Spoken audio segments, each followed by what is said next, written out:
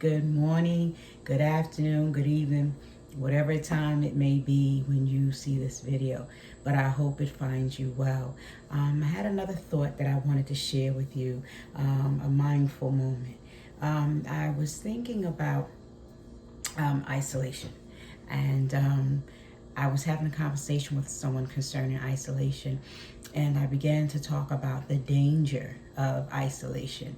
Isolation gives us a sense of false security and control and safety, because we feel like we control who and when we see someone and we encounter who we want to encounter.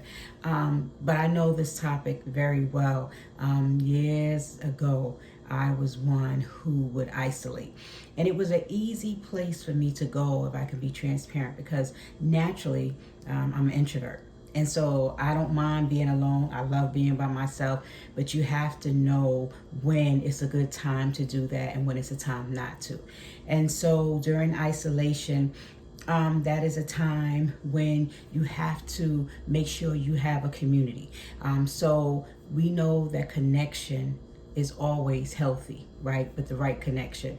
And so with connecting and building your community, sometimes God will put people in your path just when you're going through at the right time, right?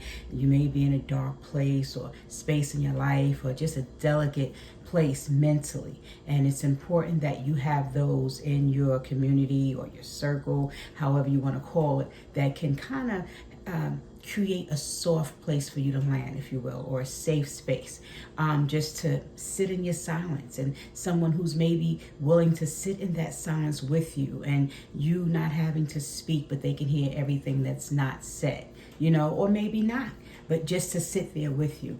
I often say that whoever you surround yourself with while you're in the midst of going through a situation will determine your outcome.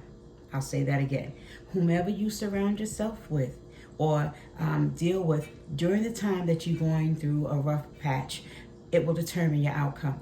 Oftentimes, when you're going through, you don't have the wherewithal to look and choose for certain people to aid you in that circumstance.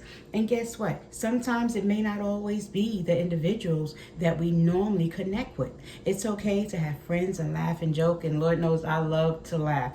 The Bible says that laughter doeth like medicine. But then there are those times when I'm not laughing so much, and I call it my 911 crew.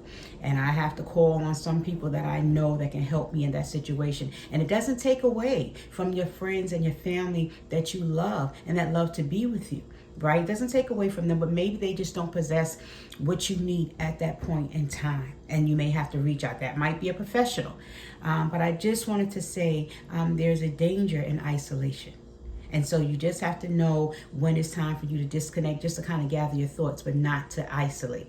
That's a long time trick of the enemy. He likes to divide and conquer. And so that's his go-to.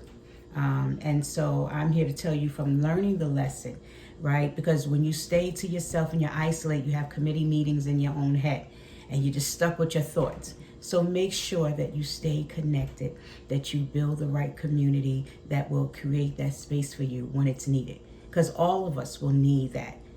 If you've never needed it before, you may need it now, or you'll need it going forward. And so I just wanted to say to you, stay connected and don't isolate.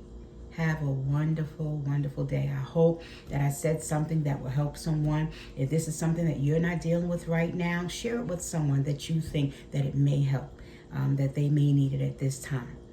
Remember, keep your head up and walk in your purpose. Have a wonderful day. Until the next mindful moment, be well.